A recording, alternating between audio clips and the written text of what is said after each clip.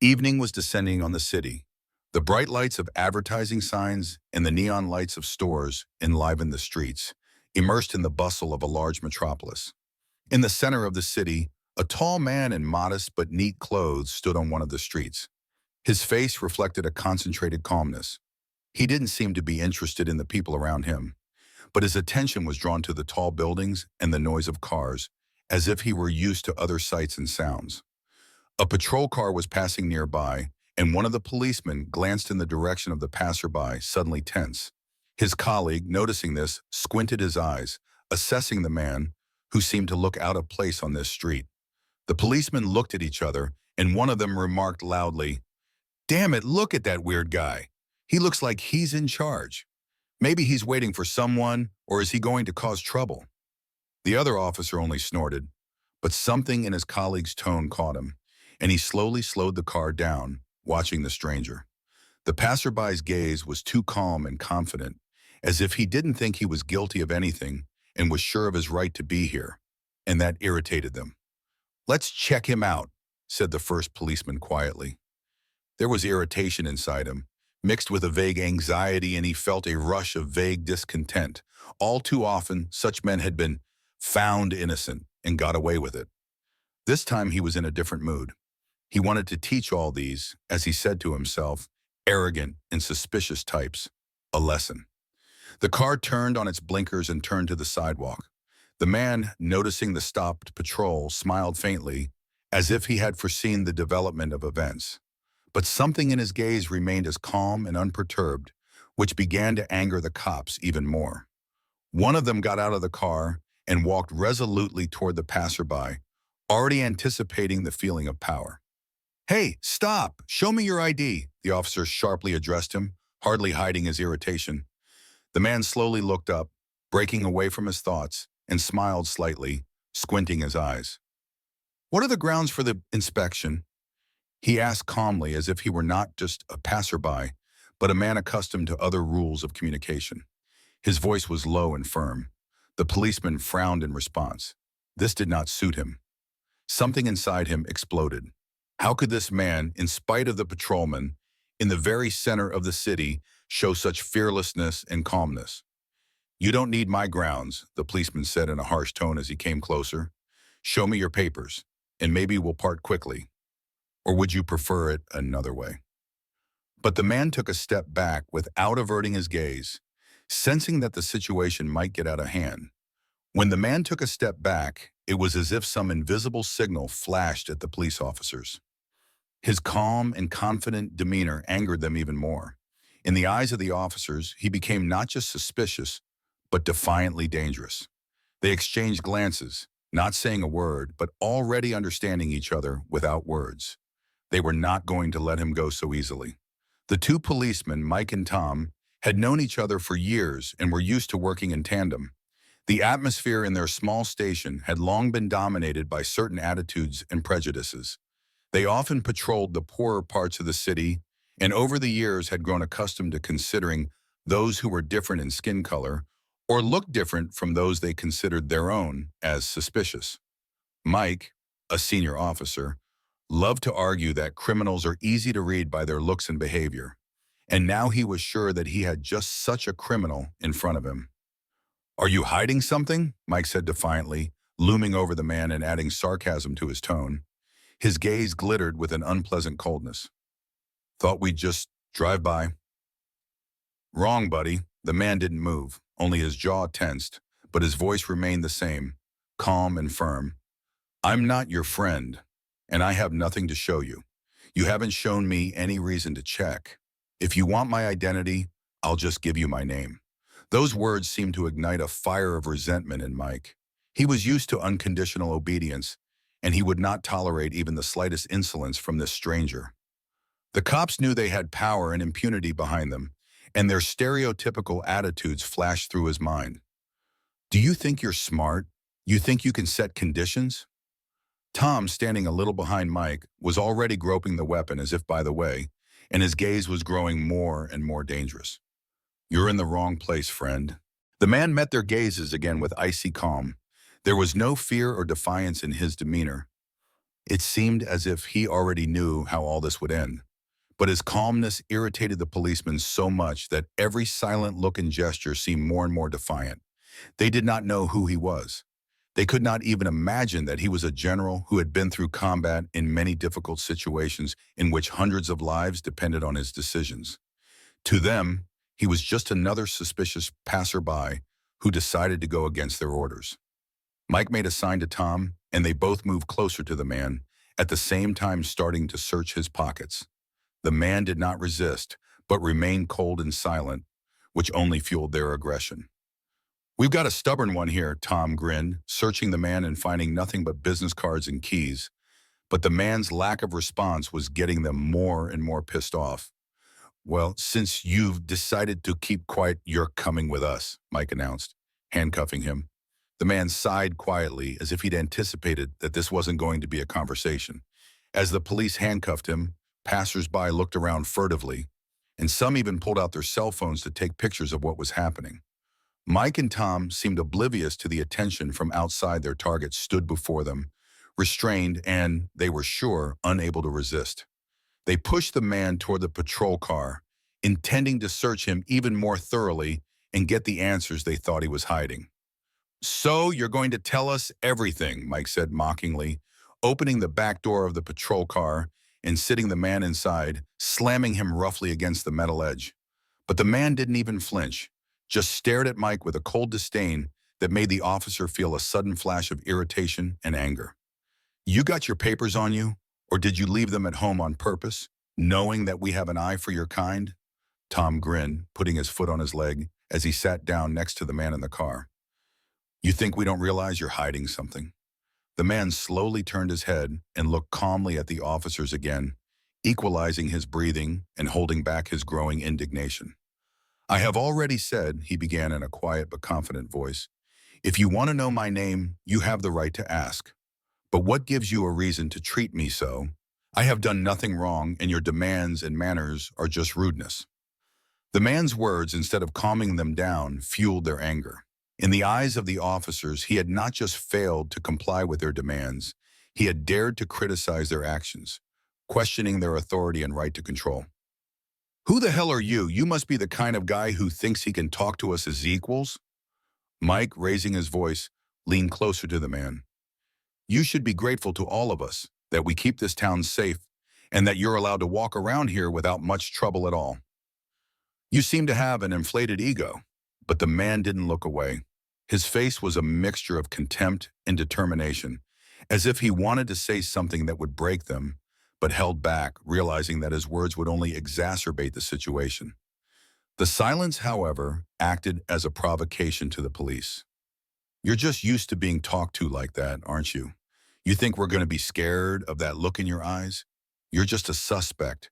And believe me," Tom grinned, "the more you play the silent hero, the worse it's going to be for you."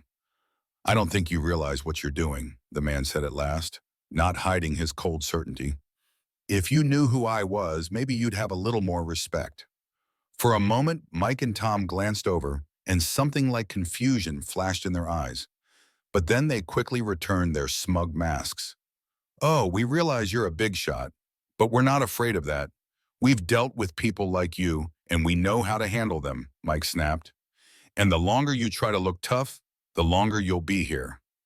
With these words, he opened the car door and pulled the man outside, intending to continue the interrogation in public. The man was still calm, but he could see the fire of growing anger in his eyes. As the police pulled the man out of the car, Mike pushed him again so that his back was pressed against the hood of the patrol car. The passers-by around them stopped again, some of them taking pictures on their phones, discussing and whispering among themselves. The man tensed, turned around to free himself from the officer's grasp, and spoke in a low, firm voice. "You have no right to treat me like this. It's unprofessional and illegal.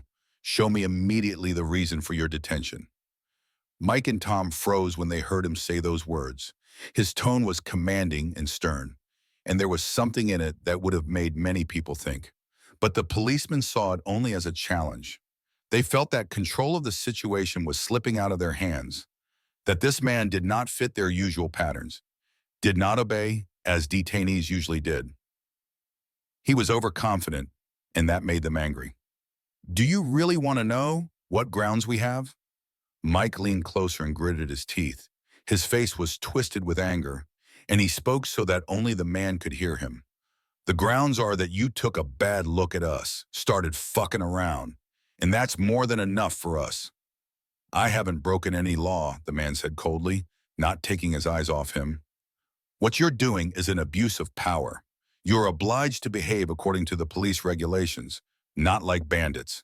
The man's words sounded louder than he probably intended, and some people around him began to whisper, indignantly discussing the officer's behavior. A few people were clearly already dialing the emergency services to report what was going on, but the police, furious at what he was saying, didn't notice it. All their attention was on the man. Tom, losing all patience, shoved the man with such force that he almost lost his balance, but straightened up immediately, holding his ground. There was a faint shadow of anger on his face, restrained but so powerful that even the policeman felt a slight fear. But the fear was quickly replaced by rage. What, you think you can run this place? You think your clever speeches are going to stop us? Tom raised his voice, not caring that the cameras were rolling.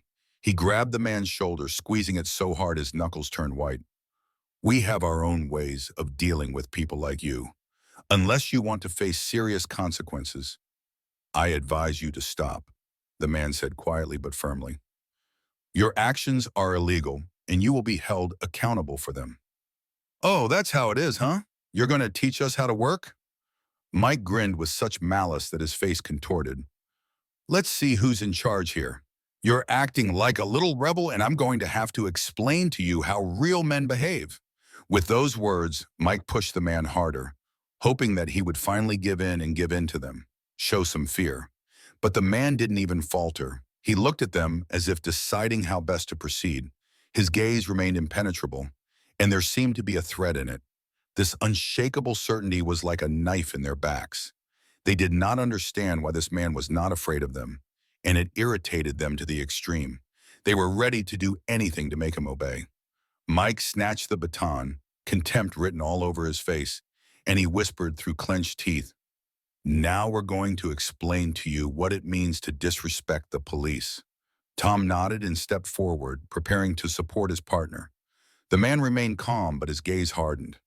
"You're making a huge mistake," he said, looking straight into Mike's eyes. "It's a mistake you can't hide." Without waiting for a response, Mike struck the man hard on the shoulder with his baton, causing him to sway for a moment. The crowd around him shuddered. Some shouted. Others began to demand the police to stop. But the officers remained indifferent to what was happening. They felt that their power was unlimited, and this man's insubordination was an insult they could not tolerate. "Get on your knees," Tom shouted, grabbing the man's hands roughly and pulling them behind his back. But the man did not move.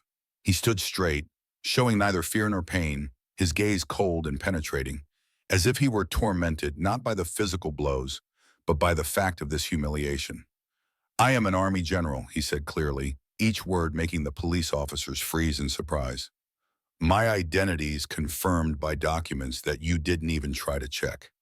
His words hung in the air, and the crowd around him began to whisper louder and louder. The cops stalled for a moment, looking at each other, but only for a second. They didn't believe him and thought it was just another trick. "You can call yourself president," Mike snorted, delivering another blow with his baton, "but as long as you're on this street, you obey our rules. And if you resist the officers, you won't see the street again until morning." Tom pulled out the handcuffs and snapped them on the man's wrist with a sharp snap, so hard that the metal dug into his skin. Even then, the man didn't show any sign of feeling pain. He straightened up as far as the cuffs would allow and looked at them with an expression that read contempt and judgment. "I repeat," he said firmly, not looking at the crowd around him, only at the two policemen, "you are making a grave mistake. Your actions are illegal, and you will be held accountable for them. I demand that you give me an opportunity to explain myself and show me my papers." "Are you demanding?" Tom snorted, his face contorted with anger and contempt. "You make demands when you're asked, understand? You're nothing here. Just another insolent bastard who's decided to show us his character." Go on, let's see how much courage you have when we get to the station." The man tried to speak again, but Mike yanked him sharply by the shoulder, forcing him to shut up. The officers roughly led him to the patrol car, pushing and holding him by the handcuffs as if he were a dangerous criminal. The man walked without resisting, but there was something dark and angry in his eyes, and the officers instinctively sensed that his silence now threatened them far more than if he had shouted or insulted them. The crowd was watching, whispering excitedly, some calling the police or control services, reporting lawlessness. But that didn't stop Mike and Tom. In their minds, they were establishing order and subduing yet another brazen intruder. When the man was seated in the back seat of the patrol car, he took a deep breath and said again, completely calmly but firmly, "You can call it whatever you want, but what you're doing is a crime. I want to be allowed to contact my lawyer." Mike turned to him with a smirk, thrusting himself up to be face to face. "Listen to me, General," he said with a sneer. "No one can help you here. Not a lawyer, not a rank. You're with us until we decide what to do with you. So you can put the whole town on its ear and no one will hear you." The man did not answer, only turned away, as if he refused to take their words seriously. His silence infuriated them, as if they were facing not a man, but a silent wall that their rudeness and threat could not break down. They drove off, taking him to the station. When they arrived at the station, Mike and Tom quickly took the man out of the car and, still pushing him roughly, led him into the building.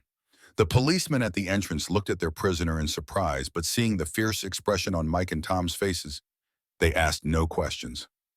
The man walked straight ahead, not stumbling, his head held high, and his dignity and calmness irritated the officers even more. They took him into the interrogation room, sat him in a hard metal chair, and only then did one of the officers on duty, Jacobs, approach them with the usual procedural request. "We have to have a basis for detention here," he said, glancing at the detainee. "You might want to uncuff him and show some identification. Who is he anyway?" Mike and Tom glanced at each other, as if oblivious to that detail, and reluctantly loosened the handcuffs on the man's wrists. Mike squinted angrily and hissed, "Come on, tell me who you really are," he said, unable to hide his irritation. "You kept saying you had something to show for it." The man calmly pulled his leather wallet out of his pocket, which the police had apparently not noticed or dared to search all the way through. He opened it slowly, pulled out his ID, and placed it on the table in front of Mike, pulling it forward a little. Mike smiled sarcastically and took the ID card, not bothering to look at it closely at first. But as soon as his gaze fell on the crest and rank, his face changed dramatically. He turned pale, unable to believe what he was seeing. On the certificate was clearly written, "Major General Alexei Sergeyevich Vlasov." In small letters under the photo was information confirming his high position and long service. Mike froze as if petrified, feeling his confidence instantly crumble. He turned slowly toward Tom, who had already noticed the change in his face. Are you an Army general?" Mike barely got it out of him, his voice a croak. "Exactly," General Vlasov replied coldly, looking at him as if he had already passed judgment on him. "This is the second time I have introduced myself to you, but you chose to ignore my words and resort to humiliating treatment like a criminal." Tom snatched the ID card out of Mike's hands and almost dropped it in shock as he looked at it. His face flushed red and his hands trembled. All his self-righteousness, all the cruelty with which he had treated the man, now seemed to him outright insanity. "General, this is some kind of misunderstanding," Tom mumbled, stammering, not knowing how to get out of this situation. We were just following protocol." "Protocol?" The general grinned, but there was so much rage in his eyes that Tom instinctively took a step back. "The protocols of your service are violence, threats, and contempt, rude and a violation of my rights. You allowed yourself to treat me with incredible cruelty just because you found me suspicious in your prejudiced opinion?" Mike, realizing the situation was taking a threatening turn, tried desperately to soften his tone. "General Vlasov, we didn't know who you were. We were just doing our job." He excused himself, feeling his confidence slipping away. It was an accident." General Vlasov rose from his chair without taking his eyes off them, tucking his ID card into his pocket. He looked at them with icy contempt. His face was stern and unyielding, and there was a tension in the air so strong that the other officers froze in the doorway, hesitant to interfere. An accident, he said, looking at each of them individually. Your actions are not an accident. They are the result of your cowardice and hatred. You thought you could do as you pleased to someone you thought was powerless and defenseless. The man paused, enduring the dead silence in the room. With every word he said, the police officers were losing more and more self-control, realizing that the consequences of their actions could come upon them with incredible force. General Vlasov left the station with such unshakable determination that even his stern appearance seemed to leave an imprint on the walls of the interrogation room. A few minutes after his departure, the officers in the station were already discussing what had happened. Whispering apprehensively, they realized that a real threat was hanging over them. Time seemed to slow down, and tension gripped everyone who knew about the incident. The general was not about to leave the matter to chance. The very next day, the police headquarters received an official request from the Ministry of Defense demanding an immediate internal investigation. But Vlasov didn't stop there. He gave an interview to the local news, where he spoke frankly about everything that had happened, not shying away from describing humiliation, aggression, and bias on the part of the police. The news quickly hit the front pages of newspapers and news portals. Army general assaulted and illegally detained by police was the headline in every major publication. Television channels and online news platforms ran special reports discussing the details of the incident and showing footage captured by eyewitnesses on their phones. People who saw police officers roughing up the man recorded video messages and posted them on social media, adding new details to this growing story. The scandal grew rapidly like wildfire. The public was outraged, and thousands of people began to speak out about police brutality and systemic bias. Social media was flooded with hashtags like #JusticeForGeneral and #NoPoliceDisorder. Following this, the prosecutor's office became involved in the investigation and began proceedings to bring the perpetrators to justice. Meanwhile, the police station where Mike and Tom worked became the center of attention. Journalists, activists, and ordinary citizens gathered in front of the station, demanding explanations. The police leadership felt besieged. They had to justify themselves and answer uncomfortable questions about the performance standards of their subordinates. Attempts to evade responsibility only made them worse. And after 2 days, they were forced to suspend Mike and Tom from duty to relieve some of the pressure. Mike, sitting at home in anxious anticipation, felt his life falling apart. He turned on the TV and was horrified to see his name in the headlines, while the screen talked about how he and his partner had brutally apprehended a general. He started getting calls from friends and family who were shocked and bewildered. He tried to explain to them that it wasn't like that he was just doing his job. But even those closest to him couldn't hide their disappointment. Meanwhile, General Vlasov assembled a group of lawyers and civil rights specialists with whom he began to prepare a powerful appeal. His goal was clear: to push for police reform so that such incidents could never happen again. In his press statement, he said, "This was not the first case, and unfortunately not the last, when people who defend our laws instead of protecting the rights of citizens are engaged in violating them. We cannot allow such cases to go unpunished. I demand full accountability for everyone who allowed themselves to violate their oath of office and the principles of justice." His every word was met with a storm of applause. He became a symbol of the struggle against police brutality, and even those who had no interest in politics followed his case with intensity. A week later, a press briefing was scheduled, at which the police leadership, backed against the wall, promised a transparent and thorough investigation. But this was not enough for the public. People demanded not just disciplinary action, but an overhaul of the entire system that allowed officers like Mike and Tom to use their power for personal gain. Shocking details about the detention of General Vlasov have traveled across the country. The story of a high-ranking officer being subjected to a racist attack by police officers sparked a wave of outrage and caused many to reflect on the deep-rooted problems of bias in law enforcement. News programs and social media made headlines, drawing attention to an issue that has often been glossed over. Experts and analysts joined the discussion, not leaving the actions of police officers without criticism. They examined every detail of the incident, emphasizing that none of the stages of detention had legal grounds. Human rights experts and lawyers emphasized that bias and abuse of power are not uncommon in law enforcement agencies, especially against people of certain ethnic and racial groups. The problem became so acute that the central TV channels organized several major TV debates, where both supporters of reforms and those who defended the police were invited. On one side were human rights activists and activists who argued that such cases were just the tip of the iceberg.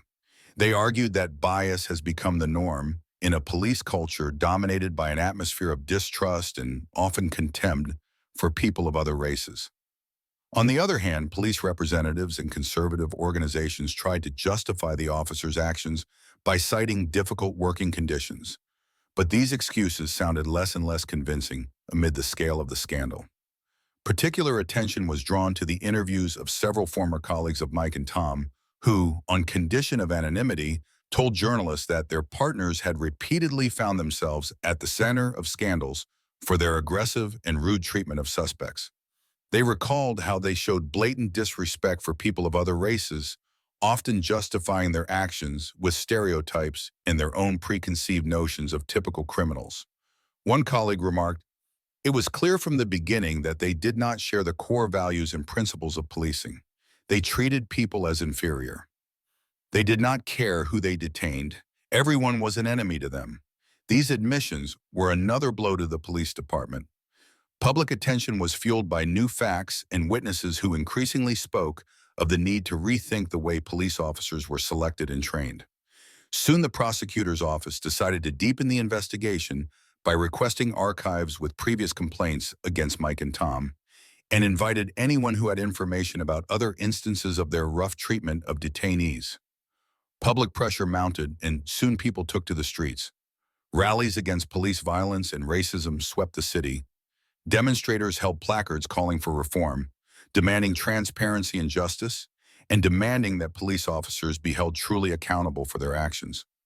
Crowds gathered outside the police station where Mike and Tom served, chanting slogans and demanding punishment for those responsible. Under public and media pressure, the police department was forced to recognize that systemic problems do exist within its ranks. The chief of police issued an official statement recognizing that bias and racism within the department remained a serious problem and pledged to take steps to improve the internal culture and review the training of new officers. Against the backdrop of these events, Mike and Tom became national pariahs. Their names became synonymous with disgrace, and friends and colleagues began to avoid them for fear of ruining their reputations. Mike received several threatening letters in which unknown people warned him that society's patience had run out and that he and his partner would now have to answer for everything. Realizing that he was trapped in a trap he had created himself, Mike felt despair, but there was no way to change anything. Meanwhile, General Vlasov continued to appear in the media, raising more and more questions about incompetence and bias in the police with each interview. He argued that his incident was just the tip of the iceberg, and that many citizens who lacked power and authority suffered daily brutality and injustice that they kept silent about. He was supported by civil society organizations that pushed the authorities to take stronger action. The scandal gained momentum, affecting a wider and wider section of society and causing many to realize that the problems of racism and bias in the police force had become so systemic that simply firing Mike and Tom was no longer enough. Against the background of the growing scandal and unceasing protests, the police department decided to take a desperate step. An official statement apologizing to General Vlasov was published. The police chief personally appeared in front of the cameras. His face seemed haggard and preoccupied, but his attempts to demonstrate sincerity looked clumsy.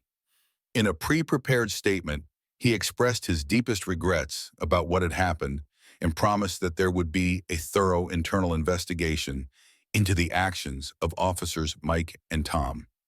"We apologize to General Vlasov and assure the public that such incidents will be investigated with the utmost rigor," the police chief said, choosing his words with care, as if he feared that any wrong word might aggravate the situation further. "We are fully aware of the importance of citizens' trust in the police and are committed to taking all measures to prevent such incidents in the future. However, the public treated the apology with obvious skepticism. A barrage of criticism began on social media, with people calling the statement empty words, cheap excuses, and an attempt to hush things up. Many noted that this was not the first time that the police promised reforms, but failed to take real steps. People were tired of empty words. They demanded actions that would really change the situation. Activists and human rights organizations made a number of demands. They insisted on the dismissal not only of Mike and Tom, but also on the prosecution of their direct supervisors who turned a blind eye to their violations. Moreover, an independent investigation with the participation of public organizations and media representatives was proposed to guarantee the transparency of the process. People understood that the department was in no hurry to put the initiative in the hands of outside observers, fearing that it would reveal more inconvenient facts and systemic problems. Meanwhile, more and more details continued to surface in the press. It became known that Mike and Tom had already received several complaints for aggressive behavior and bias, but none of them had been taken seriously. Reports surfaced that management had repeatedly covered up their misbehavior, preferring to pretend the problem didn't exist. This only increased public anger, with people demanding answers to the question, how could these two men have been able to violate the rights of citizens for so many years with impunity? The authorities were forced to respond. The governor of the state, under pressure from protesters, issued a statement promising that the police system must be reformed from within, and assured that an independent investigation would be approved if necessary. His statement was met with mixed reactions. Some people saw it as a real step toward justice, but many remained convinced that the words were just another attempt to cover up the scandal. At this time, General Vlasov was not silent either. He gave several interviews in which he criticized not only Mike and Tom's actions, but also the entire police department, calling it a haven for abuse and bias. He firmly stated that simply apologizing was not enough. Empty apologies and promises of an investigation mean nothing if there are no real consequences for the perpetrators and the system that produced them, Vlasov said in his latest interview. I'm not asking for an apology for myself. I'm asking for justice for all those who suffered the same unpunished brutality. We need real reforms, not just more words. His words spread across social networks and news portals, further fueling the protest mood. Public support for the general grew, and he became something of a symbol of the struggle against police violence and injustice. People recorded video messages in his support, created groups on social media, and collected signatures on petitions demanding fundamental changes in the police. A few days passed and the pressure only increased. Each new news report revealed to the public new details from Mike and Tom's past. It turned out that they had been involved in detentions involving excessive force, and many detainees had no opportunity to file a complaint. The stories of these men who finally dared to speak out about their suffering were amazing. One after another, they came forward with accusations against the police, describing how they had been humiliated and intimidated. In light of these revelations, a simple statement of apology seemed like outright bullying. The day after the police department issued an empty apology, General Vlasov convened a press conference to express his displeasure with what had happened and to strongly voice his position. Once again, the spotlight was on this high-profile case, which has now become not just a personal grievance, but a symbol of much broader and more painful problems related to racism and bias in law enforcement. The general stood before the journalists with a stony expression on his face. He knew that his words could affect many lives, so he chose each word carefully. First of all, he stated that apologies to the police, even if they were sincere, could not be accepted unless real action followed. Vlasov was not going to settle for standard statements and promises to fix the situation. He knew that the problems were much deeper and needed to start at the very root, with the education and selection of personnel for the police. Apologies without action are a waste of time, he began. I don't need words. I need real accountability. As a citizen and as a military man, I cannot accept that the police officers we hire to protect our rights and the rule of law can be so indifferent. Their behavior is the result of something bigger, something that cannot continue in this system. We must not only punish those who committed this crime, but we must also take steps to ensure that similar incidents do not occur in the future. His words cut the air, and the journalists instantly began to ask questions. But the general was in no hurry to answer them all. He first focused on his own experience, telling how he had served the country for many years, how he faced difficulties in the army, but always found respect for himself as a person and a professional, and how stunned he was when he encountered aggression and racism in the most vulnerable yet powerful institution, the police. I served in the army, and honesty, discipline, and respect were always the most important things there. At the front, you don't ask what color a person's skin is. You see him as a soldier, a brother in arms. And suddenly, when I found myself on the street, I was confronted with the fact that those who are supposed to protect are doing the opposite. This aggression, this darkness of prejudice that I experienced at firsthand, is not an accident. It is the result of an unhealthy racist culture that exists within the police ranks. The general emphasized that the system requires change, not cosmetic reforms. He called for the establishment of independent commissions to evaluate police performance, ensuring that all complaints against officers would be investigated without bias. He also insisted that police training standards should be reviewed, especially in relation to their interaction with people of different races and ethnic groups. We talk about honesty, about the protection of citizens' rights, but when there are implicit and explicit stereotypes in police stations, when the personnel who are supposed to protect law and order turn out to be the most violent aggressors, we must realize that we cannot continue to live in illusions, he continued, drawing attention to the fact that racism in the police is not an isolated problem, but a systemic disease. We need to change the very foundation of police culture to create an atmosphere where no form of violence, bias, or injustice will be tolerated. These words, full of determination and strength, resonated in the hearts of many. General Vlasov became an increasingly popular figure, not only in military circles, but also in political, social, and human rights spheres. He received support from opinion leaders as well as from individual politicians who began to speak out in favor of early reform of the law enforcement agencies. One senator, seeing the power of the general's speech, suggested that a bill be drafted at the legislative level that would provide more stringent selection and training requirements for police officers. However, not everyone took his statements with enthusiasm. Military and right-wing politicians began accusing him of undermining the authority of the police and casting a shadow over all law enforcement officers. Some media, traditionally more inclined to support law and order, tried to twist the general's words, claiming that he was demonizing the police and putting pressure on the authorities. They claimed that he was using the case for personal gain and political ambitions, exaggerating the scale of the problem. Meanwhile, a real battle of opinions broke out online. Some supported the general, while others accused him of populism and inciting discord.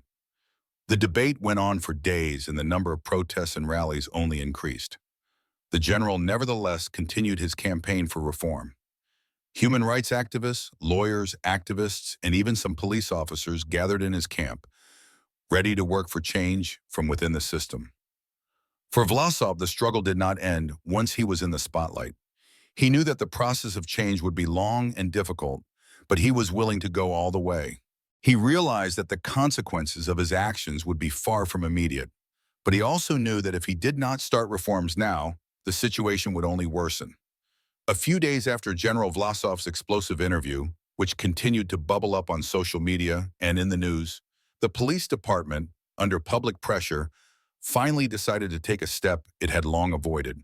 It officially announced the launch of an internal investigation into the police officers involved in the general's arrest. But instead of being decisive and acting quickly, the process dragged on, and public discontent only grew. The first decision was to suspend police officers Mike Antum, who directly apprehended the general, as well as several of their colleagues who witnessed the incident. They were all reassigned to administrative work and barred from performing their duties until the investigation was completed.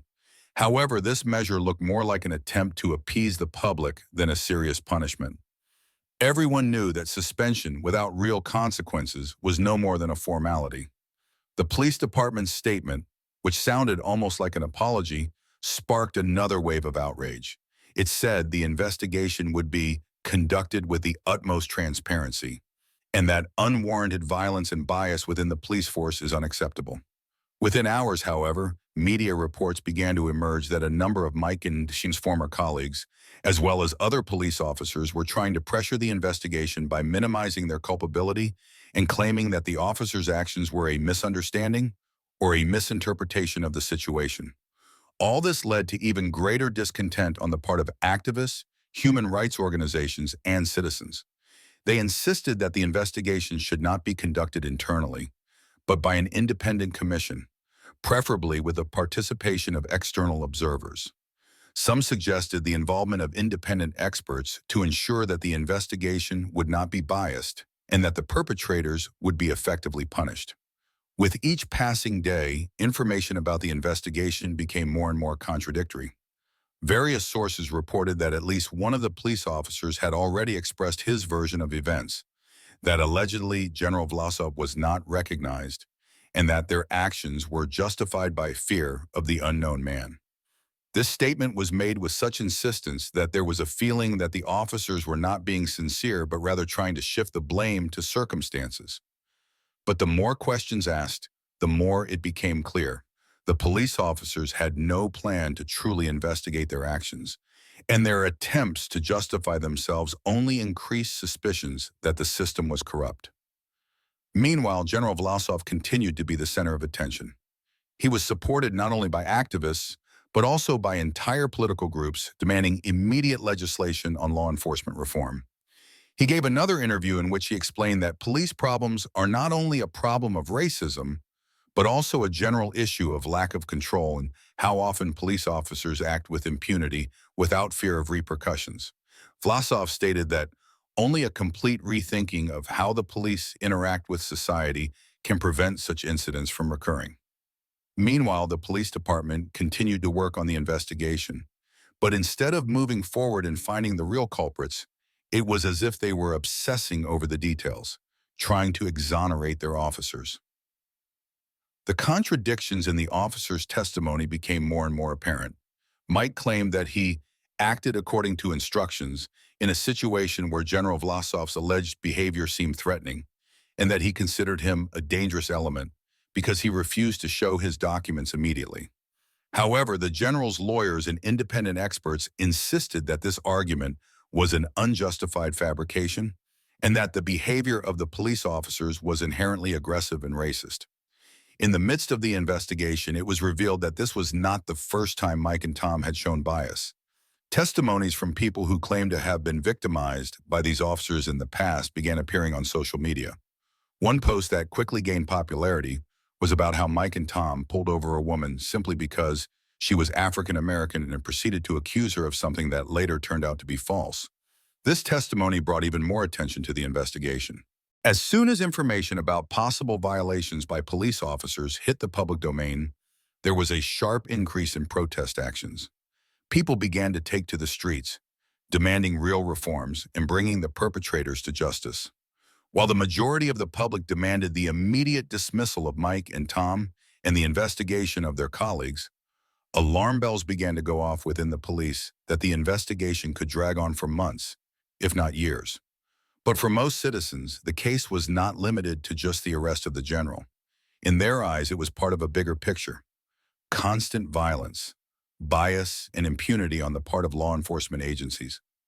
General Vlasov continued to actively support the protesters, even despite the pressure he felt. He confidently declared that he will not stop until he sees real change. Public tension had reached its peak. A few months after General Vlasov was detained on false charges, the situation in the police department and in society at large underwent dramatic changes.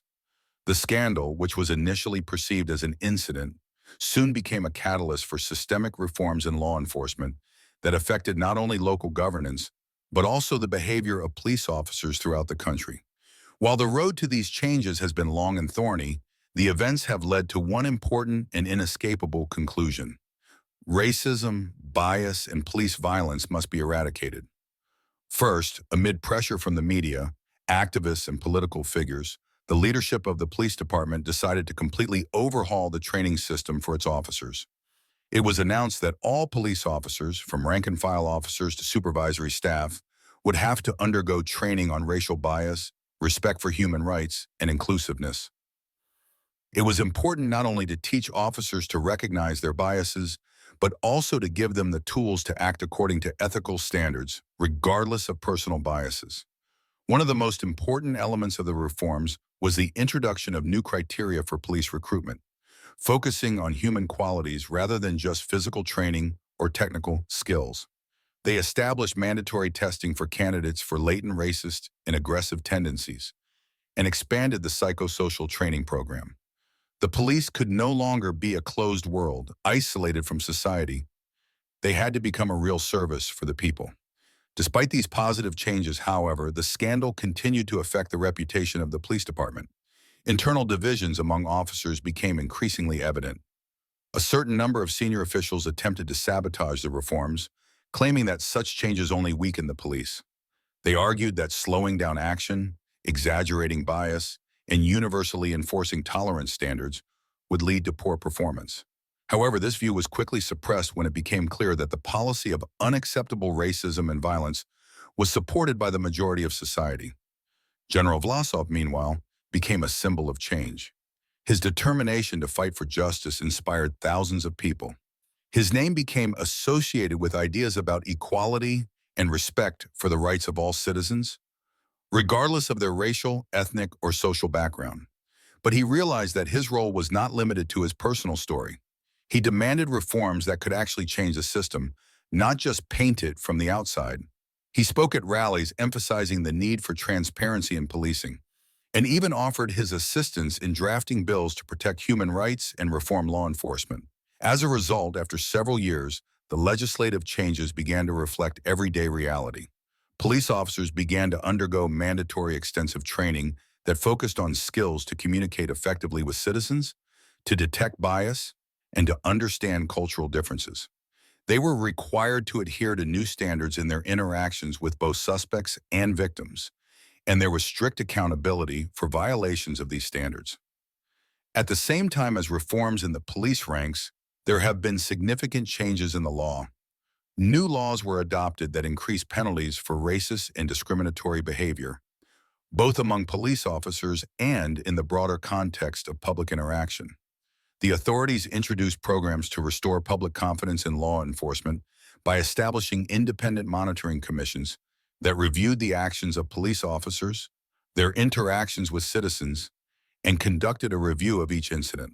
However, despite all these efforts, the very scandal of General Vlasov's arrest continued to be a sensitive topic in society. Many felt that police reform was only the first step. Despite the positive changes, the problems with racism in the human rights system remained relevant and required further work. Nevertheless, this incident was a turning point from which it was impossible to return to the previous state of our affairs. Public attitudes towards police officers have changed. When these incidents occurred, people no longer saw them as isolated incidents. They knew that it was important to fight for justice and that any case of violence, bias, or discrimination must be exposed and condemned. Although society will not be completely free of all these problems for a long time to come, the moment when General Vlasov came into the spotlight was the starting point for a new era of struggle for equality. But Vlasov did not hide behind the title of general. He continued his public activism, demanding further reforms and support for those in difficult circumstances. He knew that real victory lay not only in recognizing one's own innocence, but also in changing the system so that no one else would be the victim of injustice. His story was not only a personal triumph, but a lesson for the entire nation. Thank you for your attention and for letting this story be a part of your day. Take care of yourself and your loved ones. See you again.